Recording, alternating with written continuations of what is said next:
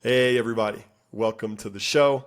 And today I get to sit with my friend, David Bates, who is an executive coach, calls himself laughingly a coach consultant because he's an executive coach who also can do some consulting.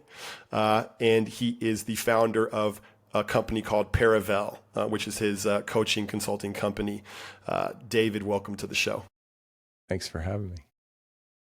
It's good to see you, man. I'm going to have you tell us a little bit about Paravel, and then we're going to jump into my first deep question. Yeah, sure. So Paravel is kind of a name that might sound like it's familiar to some people, and its origin story is kind of amusing. But it's a combination of two words. It's a combination of para, which is Greek for wanting to have some, or for somebody to come alongside, and vel, which is Latin for to want. And so I thought, what an appropriate name for a person whose job is to come alongside and help other people.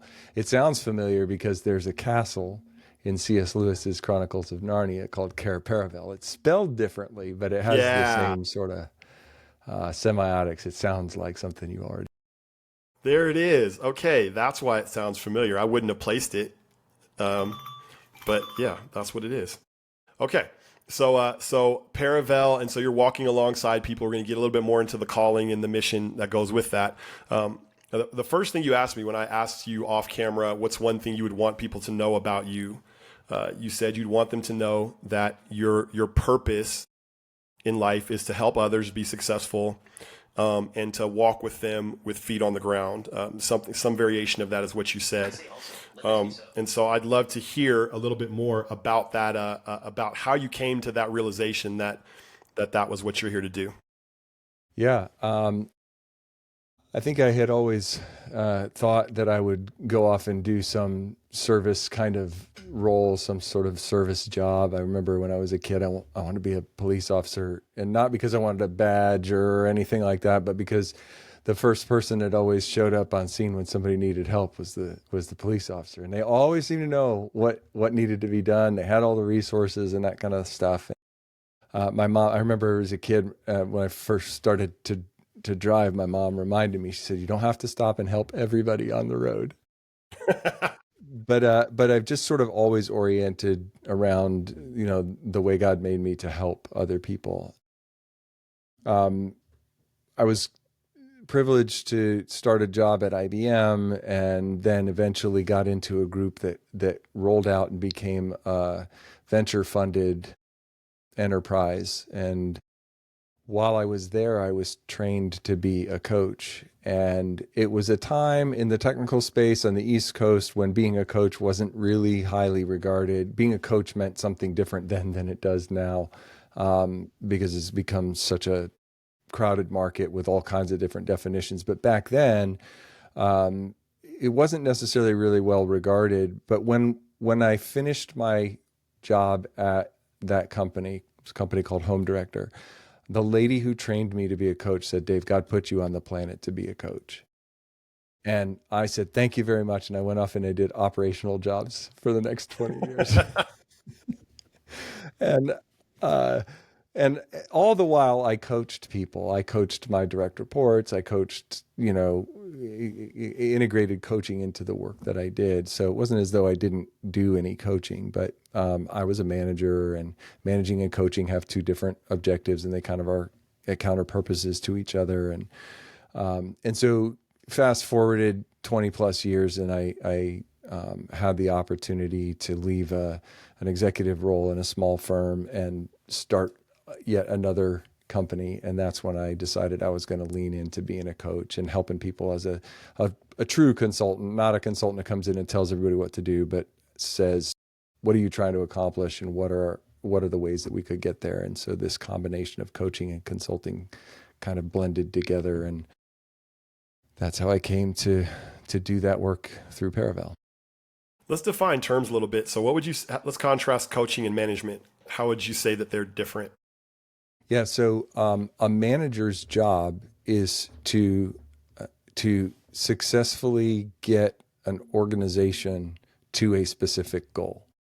That goal is set generally by the organization, by the market, by the manager. We're going to have 14,000 people trained by the end of the quarter, and your job is to go out and train this many people. That's managing to a specific outcome. Now, there's lots of latitude in how we do that, but the manager sets the goal. In coaching, the client sets the goal. So when I work with a client, I don't have an agenda. I don't have a goal for them. They have a goal. So by definition, when we start saying, hey, manager as coach, one of the reasons that managers don't make very good coaches is because their incentives are misaligned. Yes. Either the employee is driving the agenda or the company is driving the agenda. And you have to be able to manage both of those. It's doable, but you have to recognize that those two things are different. And now, how would you contrast coaching with consulting? Yes. So it's similar, and yet it's different. So there's two kinds of consultants. There's the kind of consultant that comes in and says, oh, I'm the SAP consultant, and this is how you implement SAP, for example. Maybe it's Dynamics, maybe it's some other ERP, it doesn't matter. We already have an existing way of doing a thing. We're just going to sort of force your organization into this model. The other kind of consultant comes in and understands the problem state and says, what are the options that we have available for getting there? And then they make prescriptive recommendations. Well, the best way we can see based on what we know is to do these kinds of things. So it's much more prescriptive. As a coach, your job is not to prescribe. It's not to have the answers. It's to facilitate your coaching client in the discovery process. And so that leads to many challenging perceptions of the discipline of coaching, where it's just a bunch of questions and, wandering around in ideas to try to see if we can come up with something. And there's this space in between those two where they kind of overlap each other, where as in the coach consulting approach, I have an agreement with my clients that sometimes they want me to put my consulting hat on and ask a very specific set of questions. And other times they want me to put my coach hat on and just sort of help them find their path to the thing. And we go back and forth between the two, but they're pretty different. And even that is different than like training. So a lot of coaches today are trainers in disguise. They have a 3-week or 6-month or 90-day program where you will learn a thing and go through something and implement it, and 90 days later you're done. Well, that's a program and it's prescriptive. So they're really training you, and then they're helping you sort of implement it in your daily framework and the life that you go through on a daily basis. Do you find coaching to be similar at all to therapy? Coaching and therapy are pretty different. They're very complementary, though. Therapy has to do with sort of the psychological underpinnings of behavior.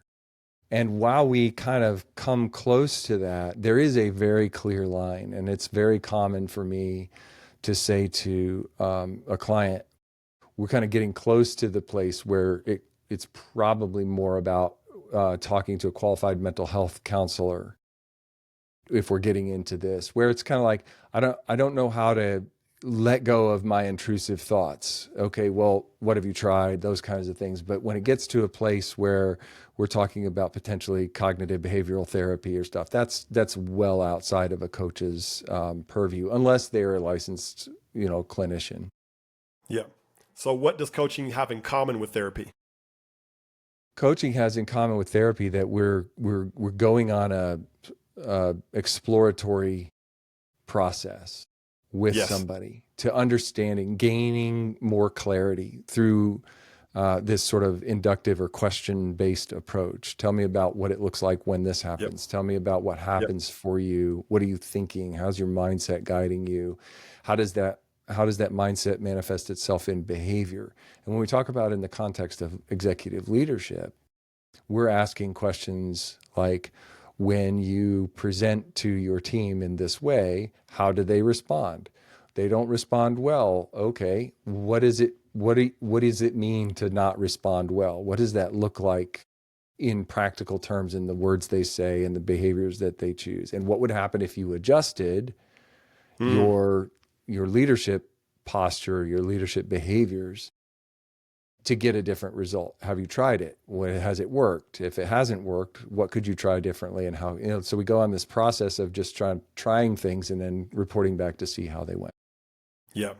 Yeah. I love it. I think I'm pulling out of this things that I haven't considered. I would not have been able to on the fly differentiate these different buckets in the way that they seem to be pretty clear to you, which is really helpful and instructive. But it does sound like consulting is more prescriptive.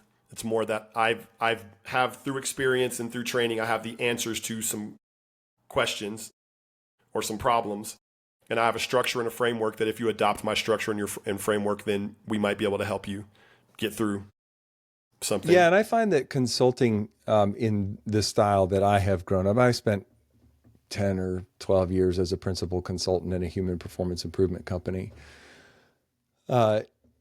I find that the framework is the most valuable thing and far less about prescription. There's certain things. I love to use this example when we talk about employee classifications. That's where is somebody a contractor or are they an employee? And it's a hot button in startups and mid-tier corporations in particular.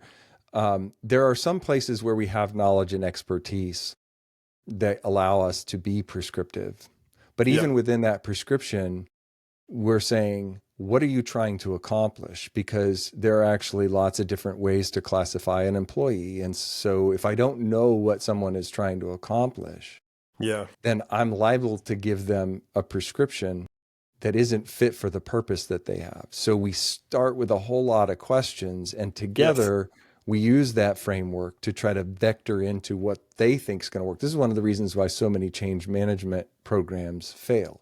It used to be 70%. It's really kind of been debunked that it's more like 50%. But okay, 1 and 2 don't succeed. Well, why is that? Well, if somebody's coming in and telling you what to do, you're less bought into that solution, and you need to find the solution that's going to work for you, because then you're bought into it and you're willing to make adjustments as you go along.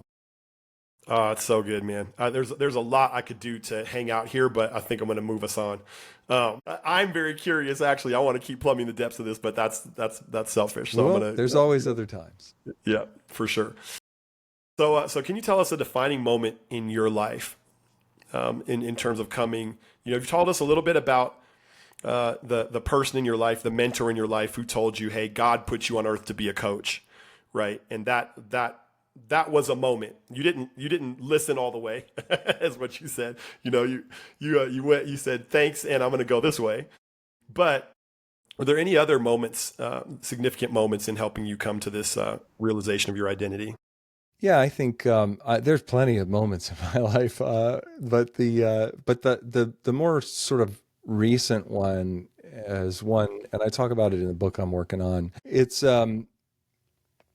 It came much later in my career. So I'd been trained as a coach, and then 20 years later, I'm in an operating kind of role and as an executive in a small firm. And I got the opportunity to take a course. It was a 3-day course, and it was a pretty brutal course if you let it be. And it not because they intended to tear you down or whatever, but it really got into the motivations of what drives us and how we came to where we are as a leader. And it involved getting feedback from a lot of different places, from family members, from friends, from colleagues, from suppliers, the whole swath of people in your life. And then they bring that in together into their instrument, and then they sort of show you this plot graph of what's driving the way you show up as a leader. And that was a really difficult course for me, but it was so informative. And that kind of led me into a place where I knew that if I was going to make this transition back to coaching as a primary role, and even any other formalized leadership role that I might be in, I had to sort of get ahead of these negative behaviors that had taken root over time. And that course was really very, very helpful in showing that, making it visible to me. I knew intuitively that things were kind of not clicking along as well as I would like them to, but I Yeah. didn't know why. And that course Wow. really helped me uncover why and what to do about it. Yeah, I would say it's interesting because in my I wrote a book, Superpower Quest, and there's a whole section dedicated to kryptonite. And so Mm. kryptonite is, first section one is find your superpower. Section two is figure out understand your kryptonite, and the understand that kryptonite, like your weakness, is not sin. Weakness and sin are different, but weakness often when we do engage in malevolence, right? When we actually do cross the line into malevolence and harm, Mm. it is often because our weaknesses, poor management of our weaknesses, that leads us into malevolence often. And so for me, one of my big ones is insecurity, right? You peel back the layers a lot of times. Why did I act that way?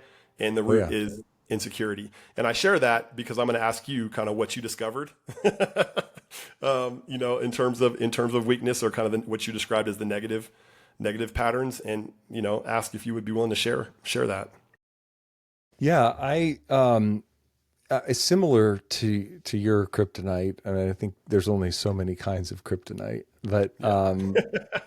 ultimately it manifests itself in pride, right? That pride manifests itself in different ways.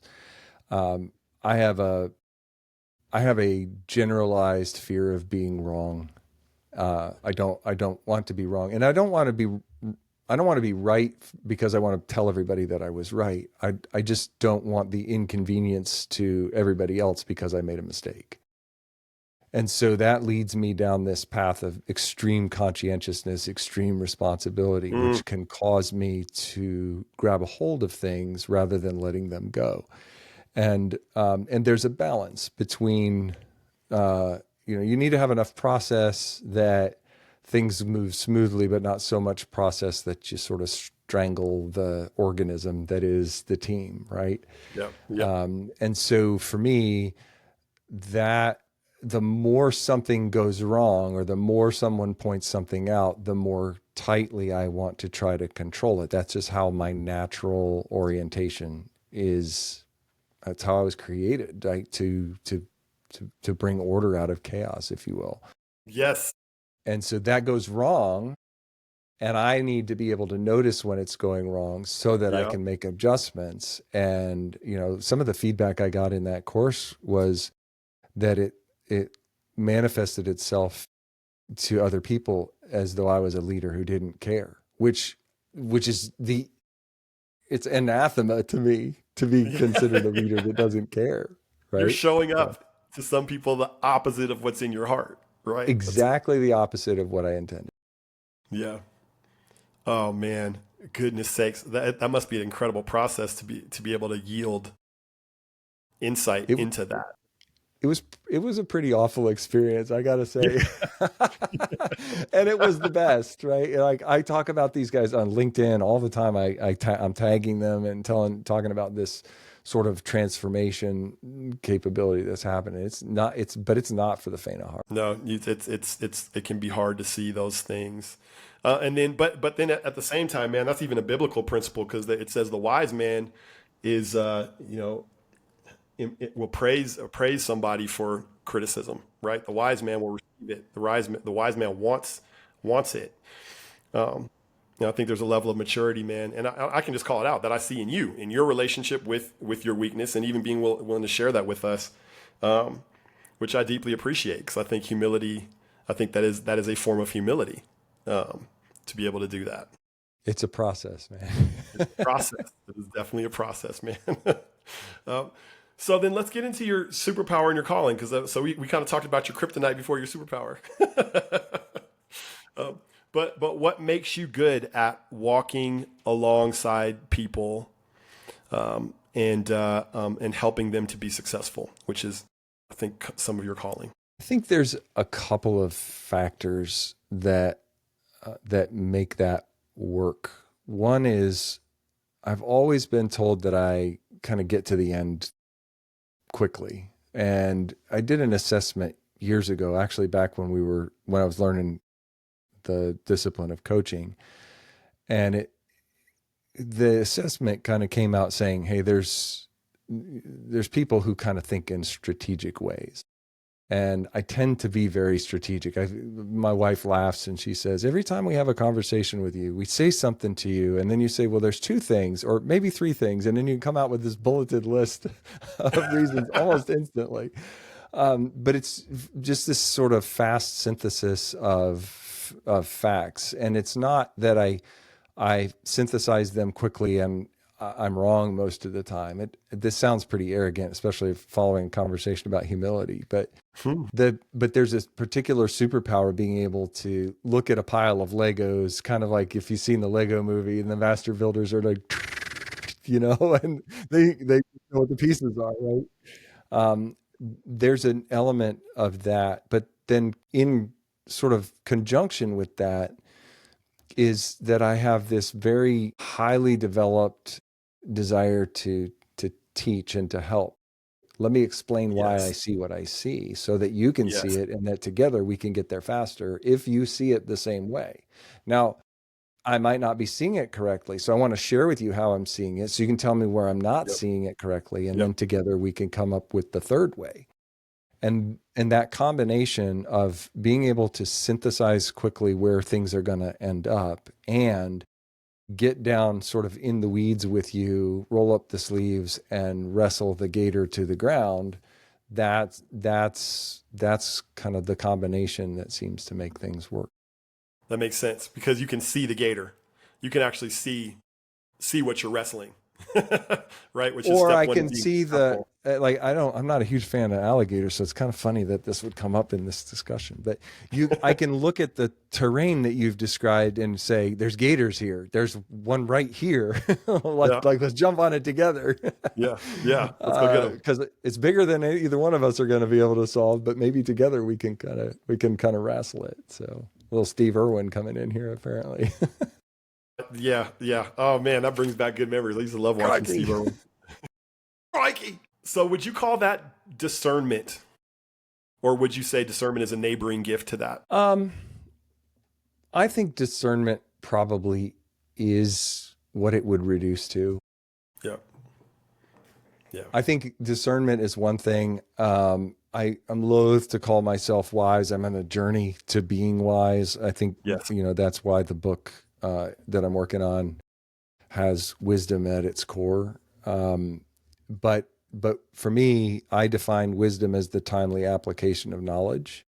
Mm-hmm. And so it doesn't matter what we know. What matters is what we do with what we know. We have to know something, right? We have to collect knowledge.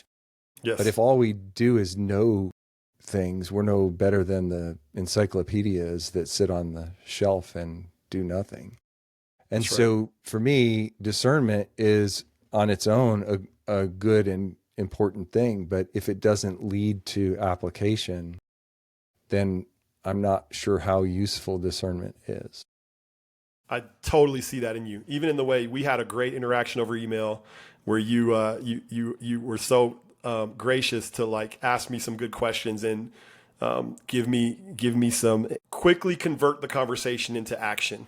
What are you going to do? Right? Like, what do you see? You helped me see something. And then it was like, okay, now what are you going to do?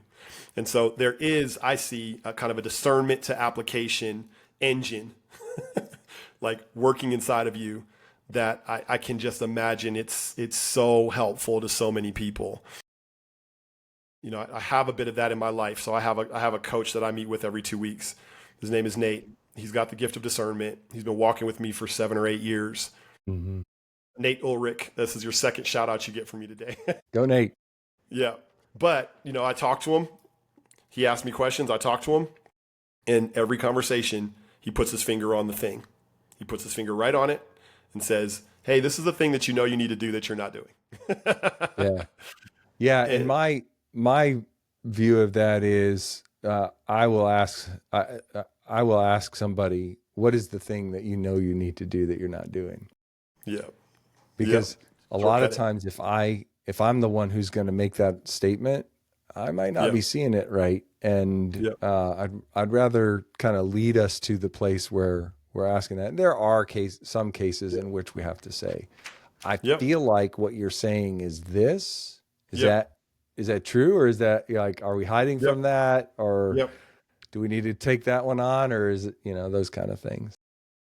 And something about that really does embody what coaching is, doesn't it? I think as we were trying to like look at what is coaching versus consulting versus therapy, there's something about this, the way you're even talking me through this sounds to me like the spirit of coaching, which is so cool. So you're going to help people discern things and then see the crocodile, and then not just see the crocodile. Let's go jump on the crocodile and let's wrestle it down. Crikey, and everybody had a good day. So now getting into calling, who who ends up on your doorstep? Describe the people that end up on your doorstep that get help from you. Yeah, I answer this question, a version of this question, the same way, and some people get it, and some people have trouble with it. There's two aspects of this. The people who end up on my doorstep are the people God puts on my doorstep, Yes. and sometimes they look similar to each other, and other times they are vastly different. Yeah. So the people that I generally work most with are people who are in the tech space. They're founders, they're second time founders, so they're entrepreneurs, right? And second time founders, psychographically, the people that I end up working with are second time founders who don't know whether they were lucky or good the first time. Mm. They know what their first round company, when they were an entrepreneur first or second or however many times it was, but they know what it cost them off the balance sheet. Yeah. What relational losses did they have? What within their family, within their friends, right? What choices did they make? How did they show up and don't want to show up, but I don't know how to not show up that way again? That is sort of the mindset of the person that I work with the most. The demographics of those people are pretty vastly different. Sometimes they're first time founder who knows that they don't know everything they need to know. They're, as my friend Matt once said, they're curious and looking for answers, not answers Yeah. from me, but Yeah. they're just on a journey to finding answers, and they want somebody along the way to help them discover those. And so those are I come from a world in the tech space. I'm not an engineer, but I have a lot of people who think I am. I've Yep. come up through the technology and entrepreneurship world, so those tend to be the people that are most attracted to the mindset and framework that I bring to the experience. But man, I've worked with folks that run nonprofit ministries, acupuncturists, like Yeah. Yes. people running AI startups. Yes. It's Yes. like, Yes.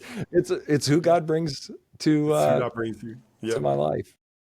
Who God brings for you to walk with and to help. And you're gonna and if they come to your doorstep, you're gonna help them be successful. I am. Yeah. And it sounds like I think what I want to point out and maybe name for you is just the clarity of thinking that I see in you, which I talk to a lot of people. And so I have a lot of conversations, and so I get to see how people show up in conversation with me more than probably 95% of the people that you know. I don't know if that's an empty boast or not, but I'm talking to people I'll give it to you. constantly. It's all right. It's good. You talk to a lot of people. And even I shotgun, I shotgun blasted different, machine gun, different questions at you in the beginning, and without a pause.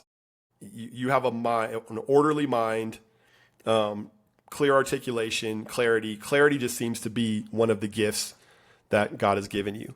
And so I can imagine how helpful it is for people that are big dreamers like me. Because again, we've already had this interaction. I'm a big dreamer. I've got a lot going on. I'm trying to do a lot of things. And so it's refreshing when somebody comes and gives me clarity, and helps me sharpen, because getting down from the clouds to the street is actually very difficult for me to do, but I can do it. But especially with help, with the help of a good guide, I can get there faster. Yeah. Well, the whole body is not an eye, right? Right. That's why we have a sense of smell. That's why we have feet. That's why we have hands and ears, and like we all bring something to the table. Yeah, yeah. And so anybody out there that's watching, I imagine there may be somebody out there who um, needs clarity, or who may be in that stage, second time founder, wondering if the first time was lucky, and or maybe very curious and looking for answers, and needing that clarity. Maybe lots of big ideas and a struggle to pull those ideas down to the ground level where traction can happen. And so this might be your guy, David Bates. Question for you as we're closing out. What's a dream that you have? And I think you shared with me it was going to be an impact dream. So of the different types, impact, lifestyle, and internal dreams, you're going to tell us a little bit about an impact dream that you have. Yeah. The book that I mentioned earlier that I started to write, I actually started to write it probably 8 years ago now. And then I put it down for a couple of years. And as I've said to some folks recently, I think it's a better book because of the waiting Yeah. in that period. But, what I really, really hope for is to change the face of leadership. Mm. And in order to do that, I think we have to take aim at some of the myths and beliefs that we have allowed to take hold in our culture about who's qualified to lead and what it looks like when you're leading. And so I wrote this book that I'm hoping will come out in November. Yeah. Uh, You said it on camera, my and friend. and in it, I know I've made that commitment publicly, and here I am Yeah. reinforcing it. So, Yeah. uh, but my goal with the book, I wrote it for two different groups, but primarily for the first group, which is people like my son, who is a mechanical engineering student right now, super high technical aptitude, and at some point he's going to be tapped for a job as a leader, for a role as a formal leader. Like, not all leaders have titles, right? You can be a leader without a formal title, or you can have a formal title and be a leader. Both are equally leadership. But in our culture, we tend to think that being a leader is defined by technical mastery, or how long you've been somewhere, or who you know, or any number of these different sort of myths. And the truth is that to be successful as a leader is not about what you know. It's about how you show up to help somebody go from one place to another place, or a group of people to go from where they are to where they need to be. And it's not about telling them what to do, which you can do if you're an engineer and you know how to do all of the math, and it's just, hey, this is all we have to do.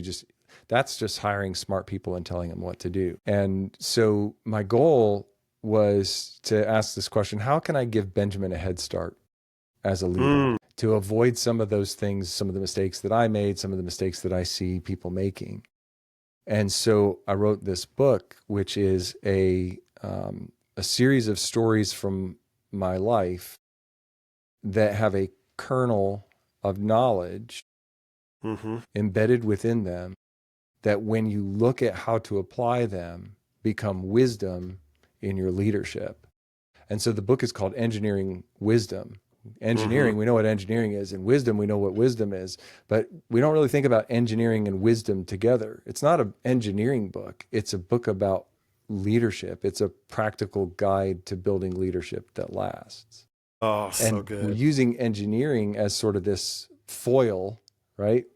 In engineering, we have materials and we have physics and we have all these things we can pull from, but those things exist in the environment and they don't really do anything. You can't make an airplane out of a block of aluminum. We have to know how to take that aluminum and shape it, and what happens when we put airflow over it, and all these sorts of things. We have to wisely apply what we know.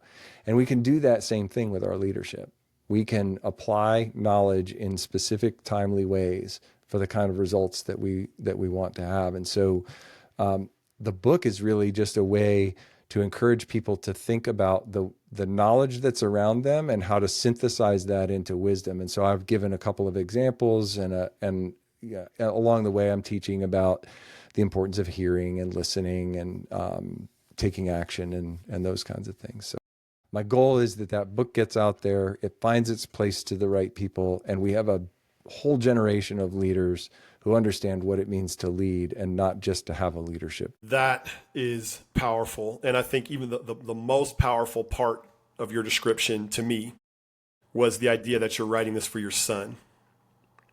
So how does that manifest in the process? Like having your son in mind, how does what's happening in your mind palace while you're writing this book, and where does that I don't factor? know that I have a mind palace, but in the hut that is my mind, what's happening in that process is me asking the question, what have I learned, and how might I distill it, and how might I make it relevant?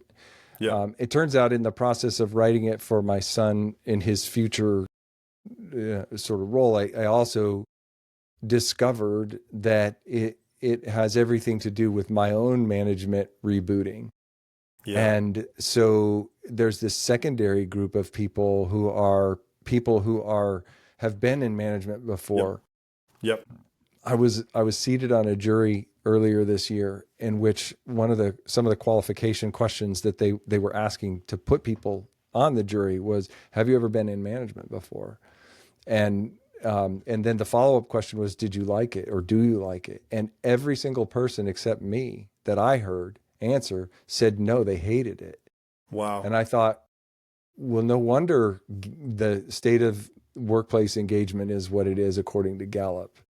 Yep. Because we have all these managers who are formalized leaders of people who hate the job and the reasons that they gave. Yeah. And so there's this whole generation of leaders who are disenfranchised, who are leaders because it was an up or out kind of thing. Well, I got to become a manager because otherwise there's no mobility for me in the company, or my earning potential is going to lag, or I don't have the status or whatever. And if they understood what leadership is actually about, they might actually love it. And so if you're going to reboot your leadership, so these two concepts have been jockeying in my brain as I write the book. How do I give practical framework for leadership that's anchored in the wisdom of these people who've gone before me and said all these things that are stories in shorthand about a life they lived? Yep. And so that's what's going through my mind, is how do I do that in as few words as possible, in a way that's compelling enough to read? It sounds like the recipe for a very good book. Well, I hope so. I mean, the rabbi who praises himself as a congregation of only one, I heard that in Fiddler on the Roof. And I think it's true. So, I mean, I have to wait to see what other people have to say about it. But that's I think every author's goal is to produce something that's useful and creates a transformation as somebody goes from where they are to where they want to be. I love that you said transformation, because I do think that's the goal. Right? Like the goal is we want people to be transformed. And so that even goes back to the difference between knowledge and application, right? Like knowledge isn't transformation. It's just knowledge. Knowledge applied can lead to transformation. I can show up differently. I love even what you said about leadership being how you show up to get people from one place to another, how you show up. Right? Mm-hmm. Like it's in some sense transformation. Good leadership comes from a place of transformation. I have changed how I show up. I'm different how I show up than my de facto settings in a way that leads to thriving in the goal, which is to move people forward, right? Or move people from one place to another. Beautiful discussion, my friend. Like I've thoroughly enjoyed this, David. Thank you for sitting with me and spending an hour from your life, just having a conversation with a bald guy. I appreciate you doing that. What does that have to do? Wow. Well, that was out of left field. It If we was. were having a coaching conversation, I'd ask you more about that. But since Yeah, we're I'm sure trying you to pull on wrap that up thread. the conversation, no, it's been great. From the minute you and I got introduced to each other, I've always enjoyed our conversations, and there's just like a rock on a pond skipping across the top. We could go deep in any one of the little connection points. So Yes, we could. we have plenty of time in our Yes, sir, life, we do. as long as God allows it to be, to As long explore as he those allows it things. to So be. looking forward to continuing to have those conversations. Indeed. And everybody who stayed with us up to this point, thank you for joining us and listening in. And I hope you got some good wisdom out of it. And I hope you connect with David in some way, shape, or form, whether that's buying his book, which, November, it's going to be, you're gonna have access to it in November because that's what he said on camera. Or whether that's you or somebody that you know needs that sharp clarity, that kind of clarity to application, discernment to application engine that God has placed inside of David for your benefit. So I hope you reach out at some point. But we'll see you next time, and we appreciate you joining us. Take it easy.